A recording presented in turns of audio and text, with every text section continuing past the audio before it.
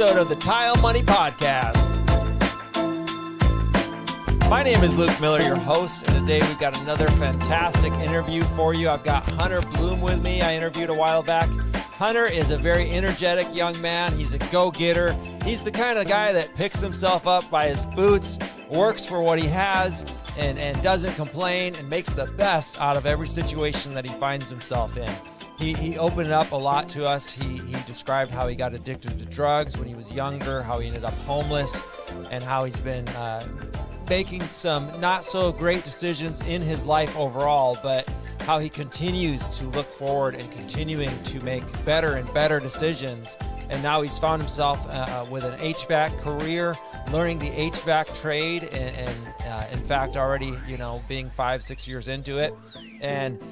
But he described how he started listening to the Tile Money podcast and how this has piqued his interest for pursuing another craft, maybe expressing himself a little bit more artistically through tile. And so now he's kind of starting to pick up business lessons, kind of start to think like an entrepreneur, and start to tackle some small projects on his own and attend some seminars, some learning opportunities. And I know you're going to really enjoy this interview with Hunter. It was a fantastic interview. We covered a lot of good ground. We really did. And listen, tile friends, if you're enjoying this podcast and you maybe want some more help with your business, check out the link in the description of this video or the show notes as if you're listening to the podcast, and go visit TileMoneyUniversity.com. You can ask me about it. Essentially, it's a group of like-minded business owners meeting together every single week to discuss a little more in depth and a little more the type of conversations we're having are guided, and they have a beginning and an end and a point, and they're more in depth than the free group, say, or more accessible, more knowledge is shared than I can share in the free podcast. And they can obviously ask questions of myself and the mentors. And we're doing some one-on-one coaching over there too. So head over to TileMoneyUniversity.com. And that is really assisting me with my overall goal, my overall vision for this podcast and for this platform, Tile Money, and for this brand, is to strengthen the tile industry by strengthening the weakest link, the smallest business owner, the smallest piece of the pie, if you were to look at it overall from a business perspective. But in my opinion, the most important is you, the installer, the small business owner out there in the field every single day. We want to continue to strengthen your businesses, and I believe wholeheartedly this will strengthen the entire industry. All right, enjoy this interview. Hey, Luke, what's going on? Not much, brother. Just having a good day, Got my morning started here. Been out doing a little bit of exercise and taking care of business, and then I'm happy to be here with you. You mentioned in the groups, a while back about your kind of passion for tile and how you're transitioning, really looking to transition from an HVAC career into a tile career. So I've introduced you a little bit, but why don't you tell everybody a little bit more about, maybe something personal, how you got into the trades, and then maybe what's attracting you to tile, and maybe your name and where you're at in the world. Okay. So my name's Hunter Bloom. I'm from Shamokin, Pennsylvania. I grew up in a small town. My grandfather, when I was a kid, started an oil company. And as I got older, I was looking for just any type of job I could get. I ended up working in the oil business and learning HVAC, and I just kind of ran with it and learned on the job. Got as good as I can, took in all the knowledge I can, and just, now I'm 5 years in, and things are looking good. But I started listening to your tile podcast, just trying to learn about how contractors price things, how contractors make money, like how you move as a contractor. And as you interviewed tile people, I started like, man, tile's pretty cool. You know what I mean? Yeah. It's very artistic.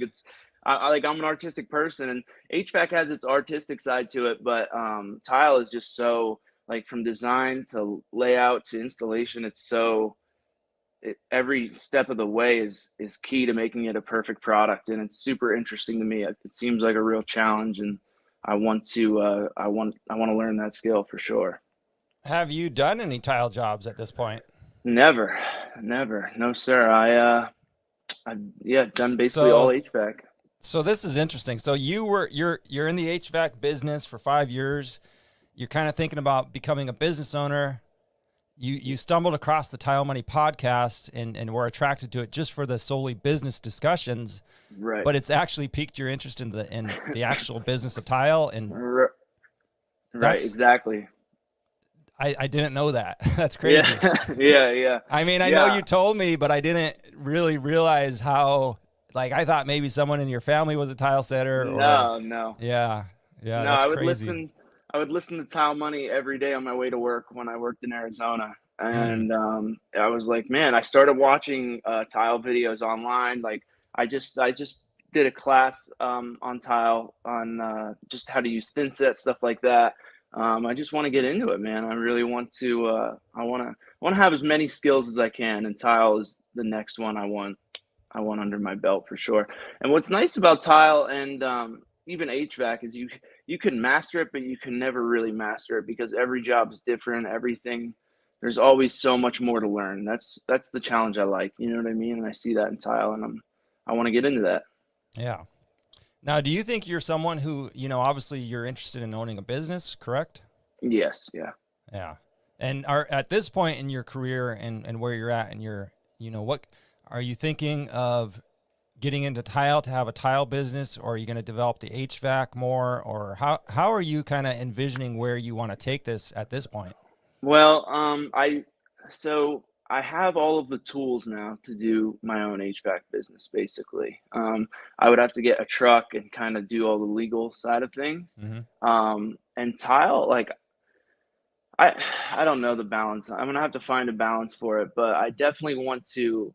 Like right now, I have 3 days off a week, and I've been kind of looking. It's very hard to find someone that will let you work with them on a Saturday to Monday basis.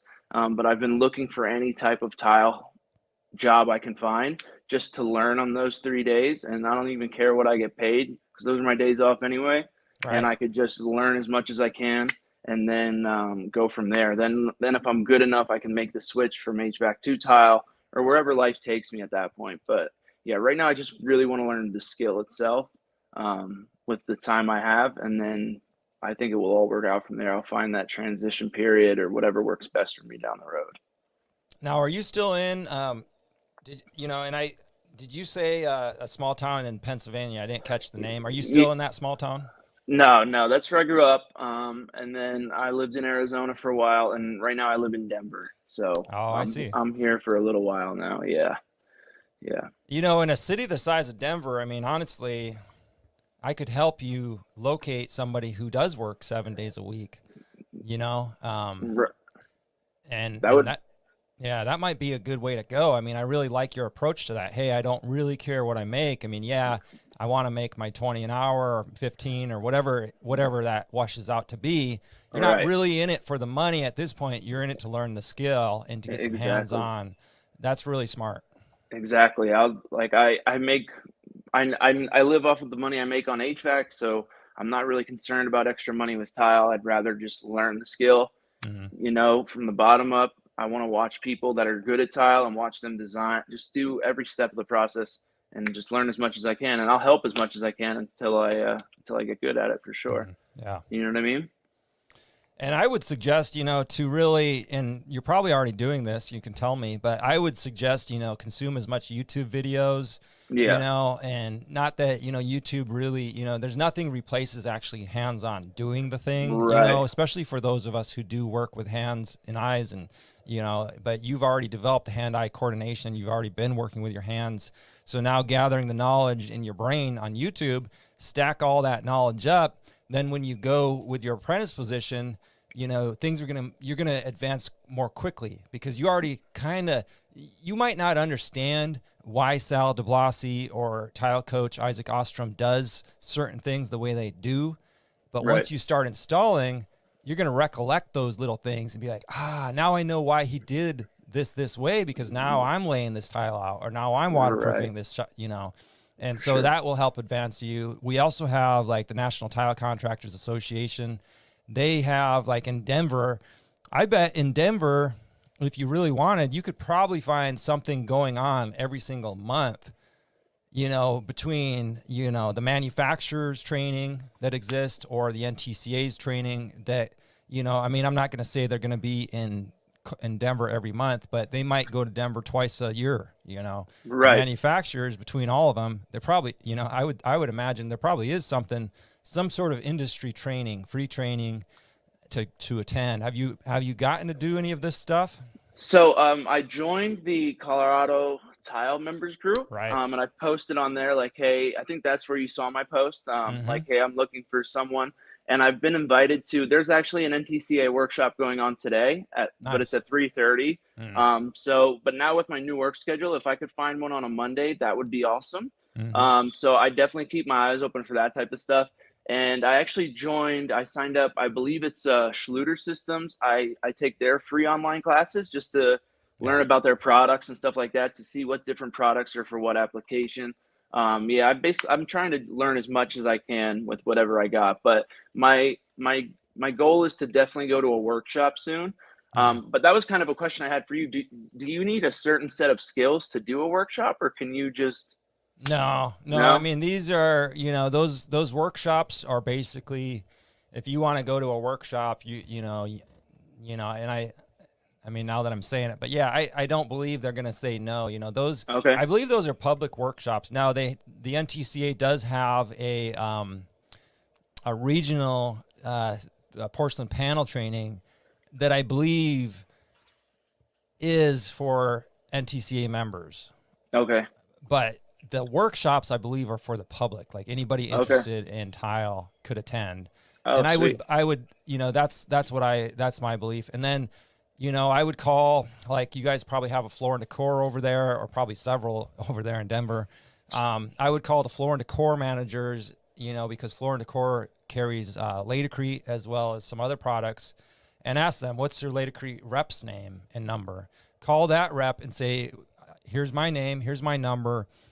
Tell them your situation. Tell them, look, when you guys have when you guys have trainings in Denver, let me know.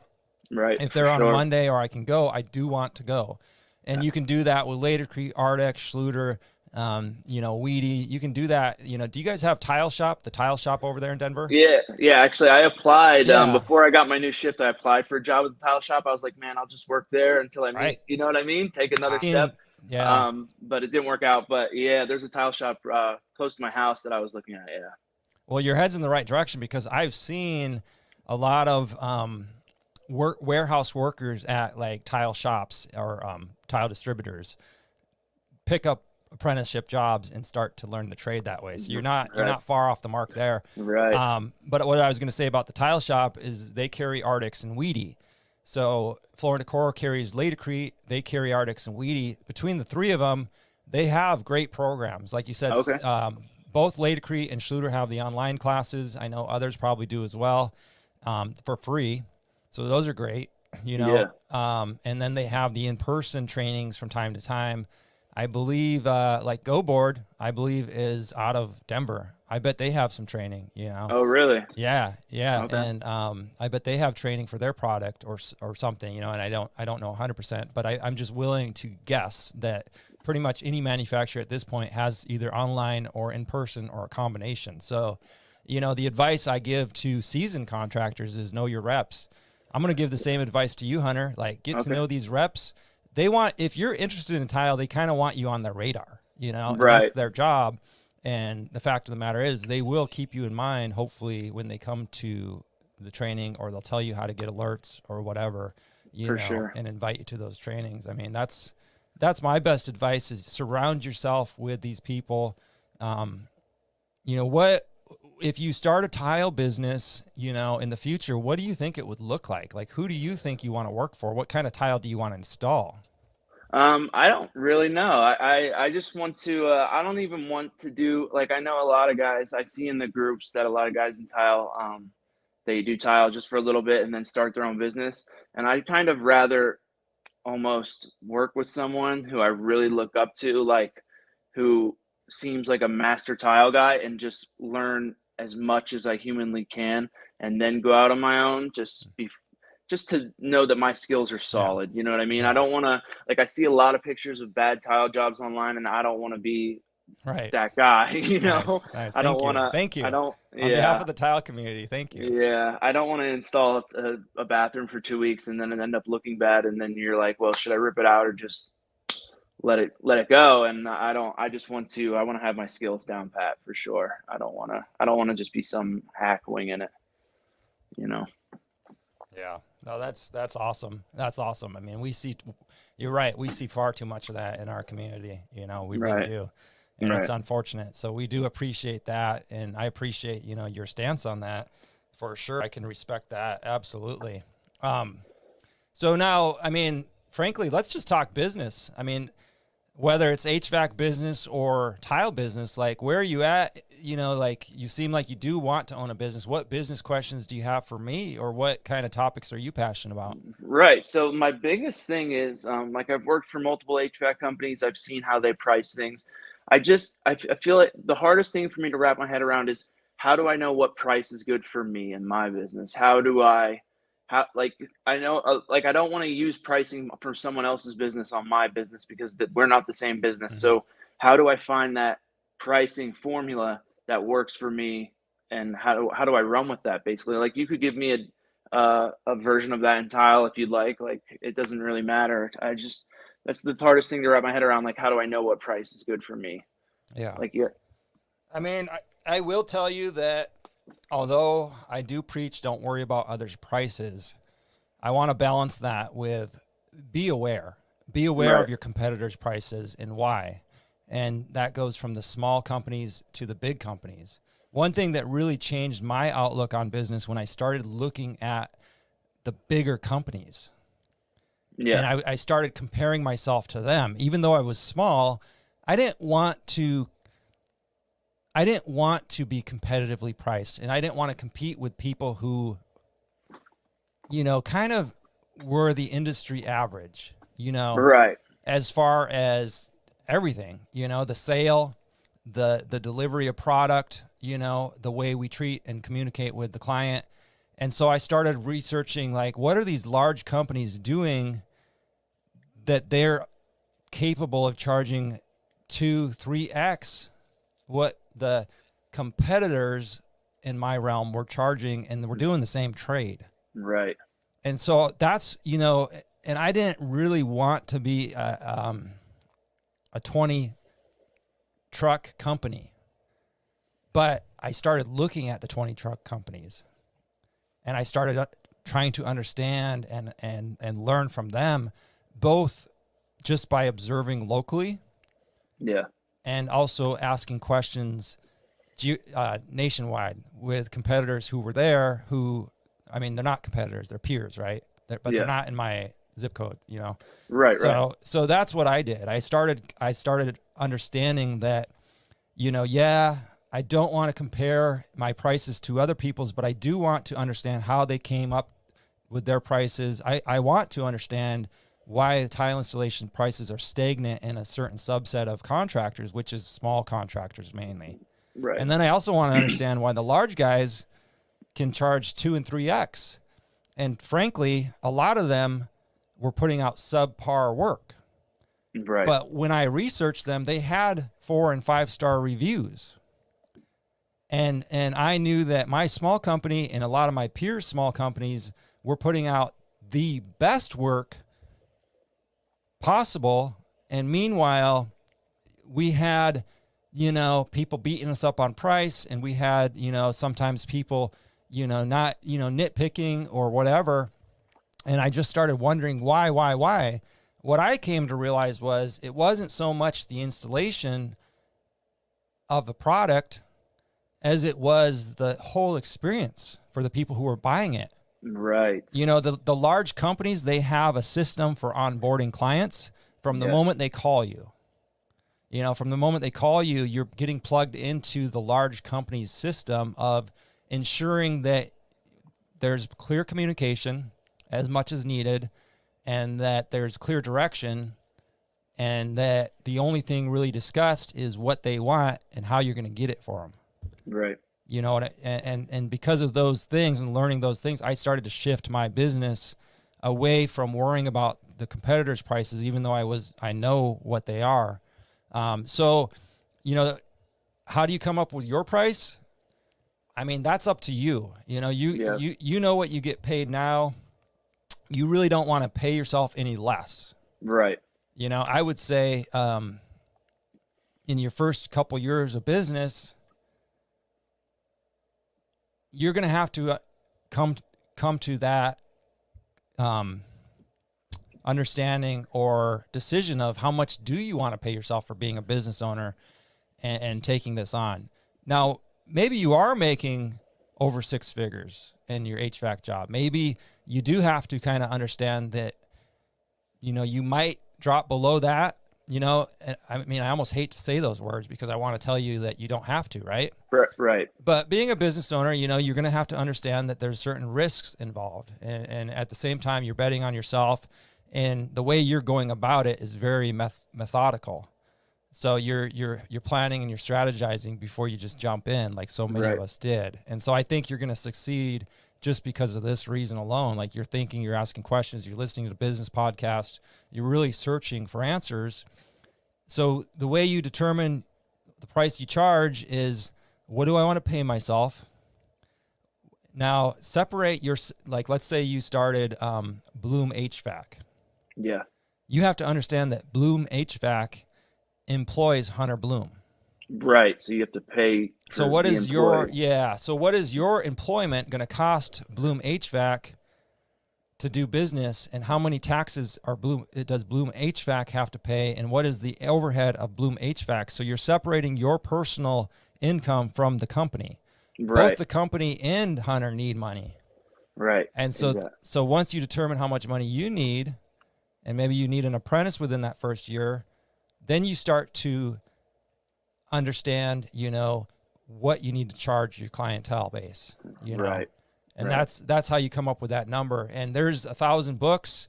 You know, one thing I've kind of strayed away from is teaching, like, really giving guys a system. You know, frankly, there's a lot of systems that work. You know, there's really thick books on it. There's videos. There's a lot of different things out there that assist you. And I am going to formulate the TileMoney way. It's been something I've neglected, and I guess that's, you know, to my own, you know, it's something that I want to work on, you know, just a simple formula. But the math really doesn't change. You know, the math I just explained is really, what do you need to pay yourself? What does your company need to make? Put those together, your overhead, and then you come up with your date. And then how many HVAC jobs can you realistically do a year? You know, your first year, maybe you only do 30 weeks. Right. You know, maybe you plan on working 30 weeks because it's your first year. Maybe you plan on working 40, but, you know, you come up with that number, and then you start to understand, okay, each week, if my business and my income need to be here, I can only do 30, 40 weeks a year. You know, 45 would probably be, you know, max, right? I mean, as a business owner, we want 6 weeks off a year, all right? So 45, 46, 47 weeks out of the year, divide that by that large number that you came up with, and now you understand what you need to charge per week, and then easily down to the day, easily down to the hour. Right. Yeah. And that's like one of the things that the thing, like, I'm skilled in HVAC, I have the tools, but the one thing that I dislike about it is, to be a successful HVAC company, you kind of really do need employees. You need guys doing service calls, and you need installers. So when you sell equipment, you want to get that installed as quick as possible, and you're still going to have service calls to run. So you have to have a couple employees with a nice chunk amount of equipment and tools in order to kind of flow really nicely. And I know there's a lot of tile guys where it's them and a helper, and they can do that for a while until they get to that point where they can trust employees to do the job. They can kind of back off of it a little bit, and do more of the business side of things. And I feel like it's almost harder in HVAC just because there's so much of an investment into tools and trucks and equipment, and tiles the same way. But that's one thing that worries me about HVAC is, like, I've never had employees for me before. So, you know what I mean? How that's a different type of shift, like being someone's boss as well. Is a different type of shift than just having your own business and running it yourself, you know? So that's something I think about often. Do you have apprentices under you in your career? Yeah. No, no, Okay. I work alone right now. How many years would you say is realistic that you're trying to make this transition? Within 5 years, I want to. Yeah, Yeah, yeah. yeah. Nice, Within nice. 5 years, I want to be where I want to be for sure. So if And I were you, yeah, go ahead. Sorry. oh yeah, I'd like I want. So I'm 26. I would really like to have, even if it's even if it's just a startup, whatever it is, I want to have my own company by the time I'm 30 for sure. I Yeah. want that. I want it, the beginning to start happening. You know what I mean? Because you can't sit and Yeah. plan. You can't Right. sit and plan forever. You got to get some. You got to make steps towards it. So, yeah, like I'm starting to do. I'd like to set up my LLC and stuff like that soon, and just kind of go from there. You know what I mean? Just start tackling one thing at a time and doing what I got to do. Yeah. I mean, I think that's a realistic goal. I think along the way you should have other goals. I think you need an apprentice, Yeah. so that you can start to learn how to be that leader on the Right. job. And I think you should pressure your company into giving you an apprentice if you think there's a clear path there. Now, maybe that does take a year. Maybe you express to them your desire to move up in the company and have somebody under you. And, maybe that means a little bit of a transition in, maybe they're sending you out to one-man jobs. I mean, obviously they are.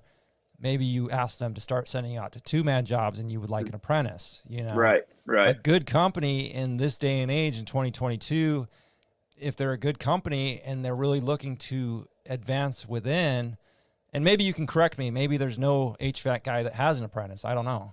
Yeah. No, they do that.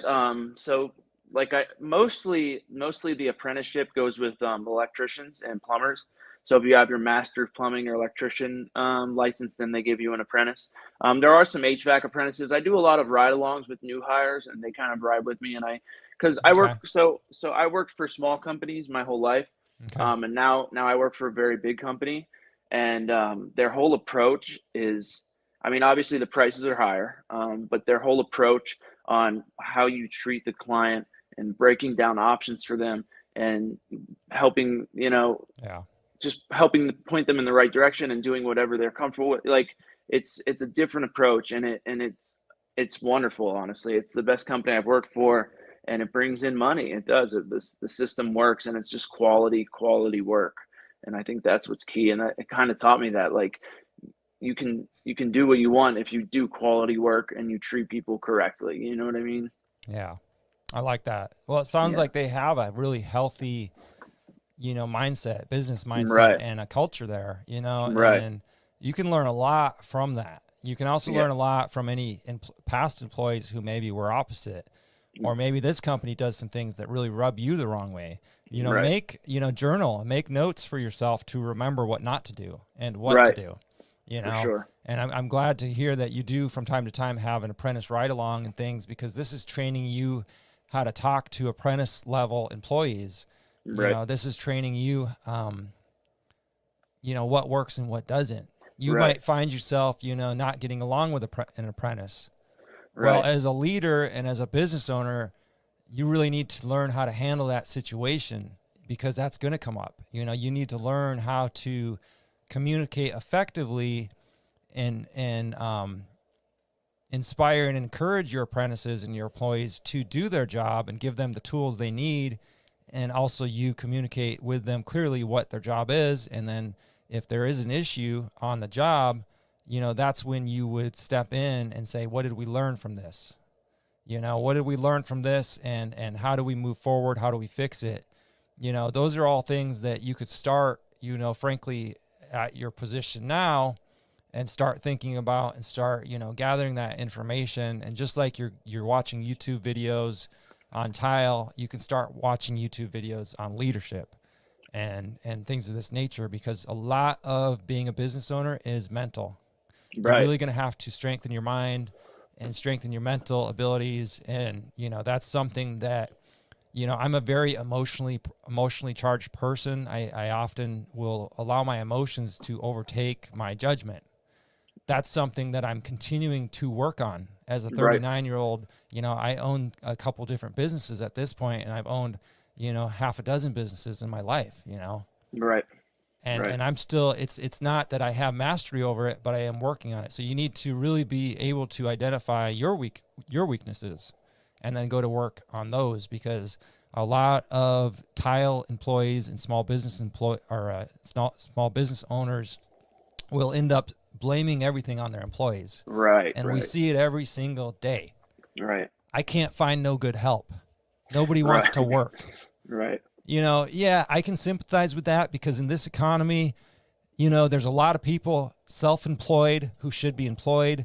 There's a lot of people who are, well, in the last couple of years, there's people who got paid to sit at home. There's a lot of different things happening. Like, I can sympathize to a point, but I also see companies growing and hiring and expanding and retaining employees, setting tile and doing HVAC. So at a certain point, you need to do some self-reflecting and be like, if I want to employ people, what am I doing that's hindering this? What am I doing? And I can sympathize with somebody that just comes to the conclusion that they don't want employees. I have a friend like that. They've come to the conclusion like they're just over it. Right. And that's fine. What's nice about the tile industry, it is an art form, and people do pay very well for single installers to come into their home and give them some artwork that they really trust them. There's a subset of people in the consumer, world that will pay more for one person to come in and feel more comfortable with one person, the owner, installing the tile. I mean, it's a reality in this finished trade. And I imagine HVAC as well, but I think HVAC, I don't really know the ins and outs of that business, but in this finished trade, there is a big subset of the consumer basis that would rather hire an owner installer rather than a 20-person company, because maybe they had a bad experience with a 20-person company. So if you can take some of those communication skills and your professional installation and knowledge, and you package it all together and make them comfortable from the beginning, work less, charge more. That's why we see people charging sometimes 5 and 10x what others are. Right. And people call them liars. They ain't lying. They just figured it out and put the years in. Some of them have 20, 30 years in this trade. They deserve whatever they can get, if their work is on point. Yeah. I think another thing that's, I've experienced this on both sides. I feel like it's key sometimes as a boss or as a superior to treat people like they're children almost. Like when I was learning HVAC, I had bosses who I felt like I couldn't ask questions to because they would just get frustrated. And I feel like for me, to be successful, it's key. And it is frustrating when you know this trade so well, and then you're dealing with someone who doesn't know it at all, and you're trying to explain it to them. It can be frustrating, but I feel like it's key to be a good teacher in every way you can and just help people just answer the questions as best you can, help make them the best version of themselves instead of just, hating questions, just being negative, stuff like that. I feel like it's very common in the trades. Yeah, and you need to develop patience. I mean, when I was 20, I was working for a larger company. I was an employee, and we had temporary employees come in. And so because I was a full-time employee and we had such an influx of work, even though I was 20, I did have knowledge of the trade. I'd been in it since I was 17. And I was multiple times during those few years, I was asked to take the lead on maybe a 5-person project or something of this nature. I specifically remember in one instance, we were doing a self-level pour, and we had screws coming out of the ground every 3 feet, in 3 feet squares in order to do the self-level. Those were our pins. And I was checking the pins with an 8-foot level, and I had an apprentice with me on the other end, because you're putting this level on screws. You kind of need 2 people to accomplish that, or at least that's the way we were doing it. But we were checking all the pins, and the apprentice's level had fallen on the cement, and I could clearly see it.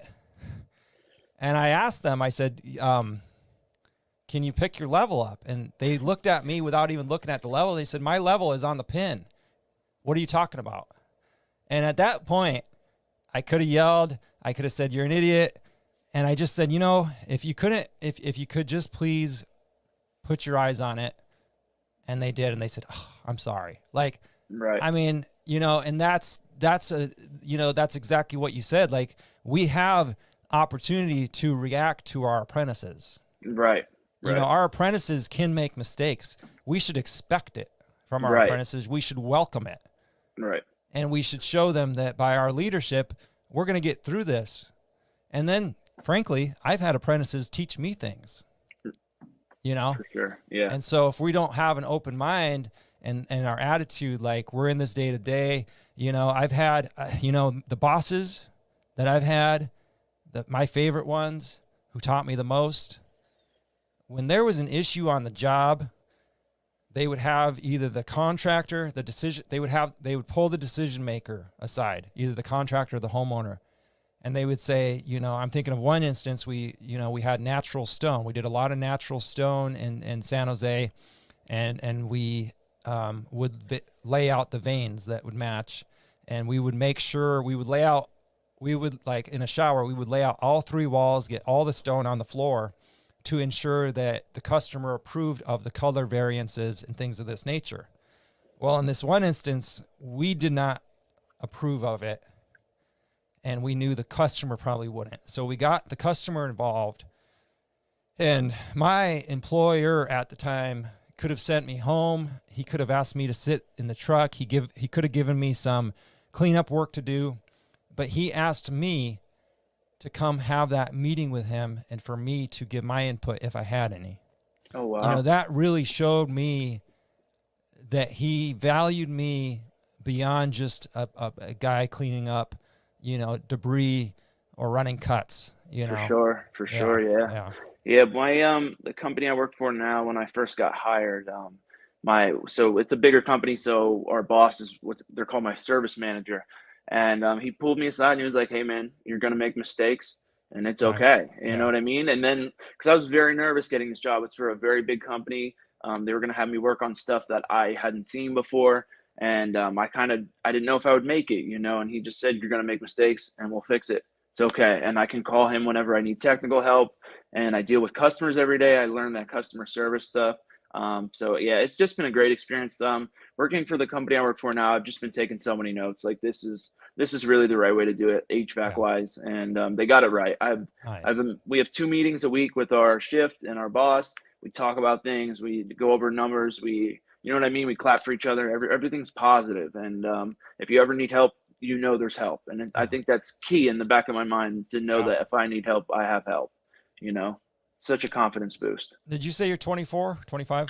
26. 26? Yes, sir. As a 26-year-old, tell us about what your you already did, but expand on it. What do you value as an employee? Because we hear a lot of people say, like, well, the millennials just don't want to work. Here you are, you do value your career. What do you value in your career? Can you tell everybody listening who's an employee or an employer that, these are things that a real young man who's eager to work and make a living value? Right. So I think the biggest thing is communication. Absolutely. Communication. When you work at a company and there's no communication between you and your boss, or maybe not always the owner, depending on the size of the company, but you need communication with your boss where you can be honest and they can be honest, and you can find solutions. When you feel like you have to hide, everyone feels like they got to hide some stuff from their boss, but if you feel like you can't go to your boss ever to get help or anything like that, then it's a super unhealthy work situation, and you just won't last. I've done it, and another big thing is just kind of overworking sometimes. I think it's key for business owners not to tell customers no, but to schedule it for another day. We just can't do it today, and that's okay. You know what I mean? We want to get it done as bad as you, but it's just not going to work out. So we got to schedule it and stick to the schedule and get it done. You know what I mean? I've worked for companies where I would get 6 calls in the morning. My first 2 calls would take 6 hours, and then I worked till 2 a.m. before, and it's like, man, this isn't fun. I seriously considered stopping HVAC. I was like, I don't know if this is for me anymore. Not enjoying this. And then, so the company I work at now, they send me 1 call. If it takes me all day, it takes me all day. If it doesn't, they'll send me another one.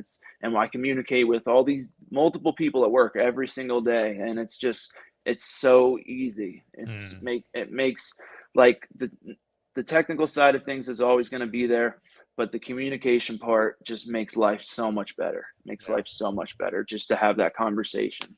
Absolutely, communication, I would say. Nice. I like that. And I like that you said, like, you almost left the trade because they were overworking you.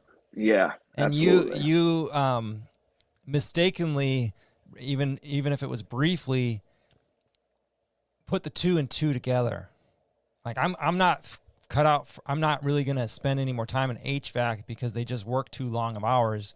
Come to find out, it was just a mismanaged company. Yeah, absolutely. And we do have, I'll tell you, in the tile trade, we do have a struggle because, like, sometimes thin set dry times, grout dry times, like dry pat, different things we do, really do have to be done in one shot. Right. And sometimes we do pull longer hours because of this. Now, I will say you can craft that however you want. I mean, obviously, if you don't want large jobs, and if you know it's going to take 12, maybe it's going to take 10 hours, maybe you just suck it up and work 10 hours that day. But honestly, maybe there's a way to work 2 6-hour days, Right. or Right. there's always some way to, craft it to where pretty much 99% of the time. I mean, I'm sure you have an emergency HVAC crew. I bet they have a 24/7 crew or something of that nature, right? Yeah. Yeah. Yeah. A lot of HVAC Yeah. guys are on call. Like they Yeah. switch weeks, you're on call. Um, yeah, that's what I like. I feel like I don't mind working late. I'll work late any day, but we should have that conversation like, hey, we're going to Right. work late today. And then you say, okay. And then we Right. do that. We get it done. Or if something comes up and then you're like, you both know, like you and your boss, okay, we're going to have to work late to sort this out. You know what I mean? But just expecting that every day of someone without just overworking them, I just think that's super unhealthy for sure. Yeah. Yeah. Well, this has been a really cool conversation. I'm really enjoying this a lot. I really think at the end of the day, you're asking me questions and kind of planning out your 5-year plan here. And again, the best advice I could give you is make your long-term goal and make your short-term goals. What can you do in 6 months to advance towards that 5-year goal? Right. And I honestly think that the way you're talking and the stories you're relating, and then the kind of some of the stories you've heard me relate that happened, 19 years ago that I still remember, you're going to be fine. Just recall the good and the bad experiences and try to emulate the good and build on them in your company. For sure. And then try to minimize the bad that For has sure. happened, either something you did or something that was done to you. And just understand that, we're human, Right. and some of these clients, I mean, they're all human too. So, there will be challenges in business, and typically they are larger challenges than the employee-employer challenges. Right. The reward is also larger. It's a lot larger if you do it right. And Right. so that's why we all go, that's why some of us choose to go into business, because we're seeking that larger 20-year payoff or whatever, For sure. So I think you're going to do great. I mean, is there anything else at this point that you want to, talk about and hash out? Not much, man. I mean, yeah. I mean, like 2 years. So to be honest with you, like 2.5, 3 years ago, I was getting evicted. I was homeless, down and out. And if someone is going through that, that's listening right now, just stay on it, man. Go after it, and it'll all work out for you if you want it and you work hard for it. It's a beautiful life, and I'm definitely excited to get into tile and just do my thing.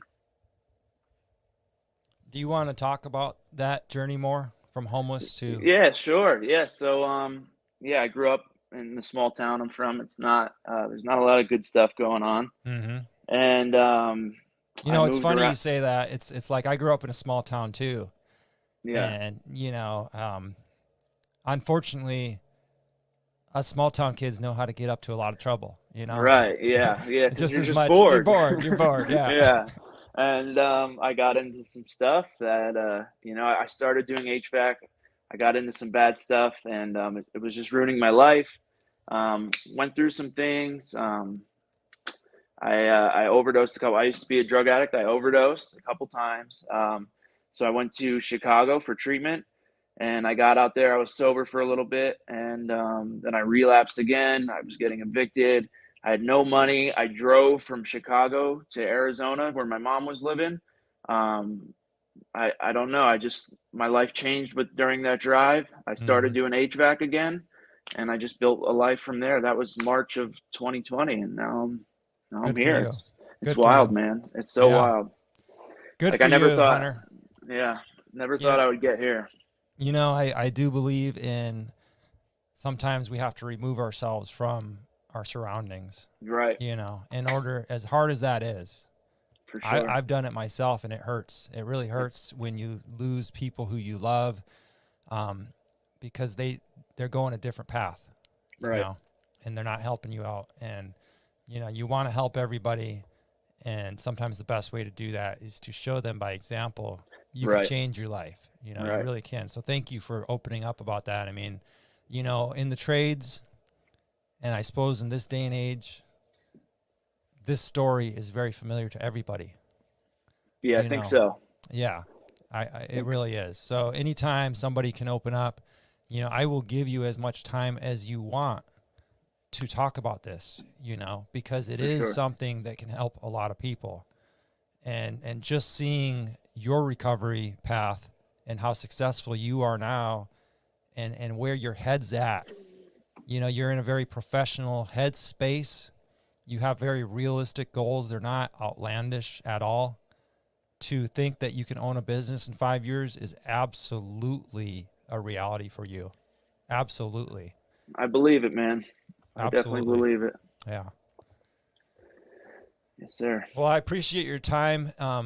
Did you really take time off work to record this podcast? Oh yeah, absolutely. Yeah, I had some PTO. I have a job scheduled for like between 10 and noon, so that's Okay. fine. Yeah, I Okay. just took an hour or two off. We'll be good. Cool, man. Well, I Yeah, we're golden. appreciate that. I appreciate your enthusiasm for business and life.